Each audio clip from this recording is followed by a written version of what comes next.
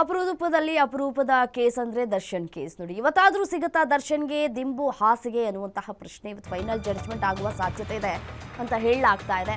ಇವತ್ತೇ ನಿರ್ಧಾರವಾಗಲಿದೆ ದರ್ಶನ್ ಅರ್ಜಿ ಭವಿಷ್ಯ. ಕನಿಷ್ಠ ಸೌಲಭ್ಯಕ್ಕೆ ಜೈಲಲ್ಲಿ ಕಾಟೇರ ಕಾಯ್ತಾ ಇದ್ದಾರೆ. ಇವತ್ತು ಆದೇಶ ಪ್ರಕಟಣೆ ಮಾಡಲಿರುವಂತಹ ಸೆಷನ್ಸ್ ಕೋರ್ಟ್ ಆದೇಶವಿದ್ರೂ ಸೌಲಭ್ಯವನ್ನ ನೀಡಿಲ್ಲ ಅಂತ ದರ್ಶನ್ ಆರೋಪ ಮಾಡಿದ್ರು. ಖುದ್ದು ನ್ಯಾಯಾಧೀಶರ ಭೇಟಿಗೆ ಅರ್ಜಿಯನ್ನ ಸಲ್ಲಿಕೆ ಮಾಡಿದ್ರು ದರ್ಶನ್. ಕಾನೂನು ಸೇವಾ ಪ್ರಾಧಿಕಾರ ಅಧಿಕಾರಿಗಳಿಂದ ಜೈಲು ಪರಿಶೀಲನೆ ಆಗಿದೆ. ಜೈಲಿನಲ್ಲಿ 2 ಗಂಟೆಗಳ ಕಾಲ ಪರಿಶೀಲನೆಯನ್ನ ನಡೆಸಿದ್ರು ಅಧಿಕಾರಿಗಳು. ಪರಿಶೀಲನೆ ಜೊತೆಗೆ ಆರೋಪಿ ದರ್ಶನ್ ಹೇಳಿಕೆಯನ್ನೂ ಕೂಡ ದಾಖಲು ಮಾಡಿಕೊಂಡಿದ್ದಾರೆ. ಇವತ್ತೇ ಪರಿಶೀಲನೆ ವರದಿ ಕೋರ್ಟ್ಗೆ ಅಧಿಕಾರಿಗಳು ಸಲ್ಲಿಕೆ ಮಾಡ್ತಾ ಇದ್ದಾರೆ. ವರದಿಯ ಆಧಾರದ ಮೇರೆಗೆ ದರ್ಶನ್ ಅರ್ಜಿ ಆದೇಶ ಪ್ರಕಟಣೆಯಾಗುವ ಸಾಧ್ಯತೆ ದಟ್ಟವಾಗಿದೆ.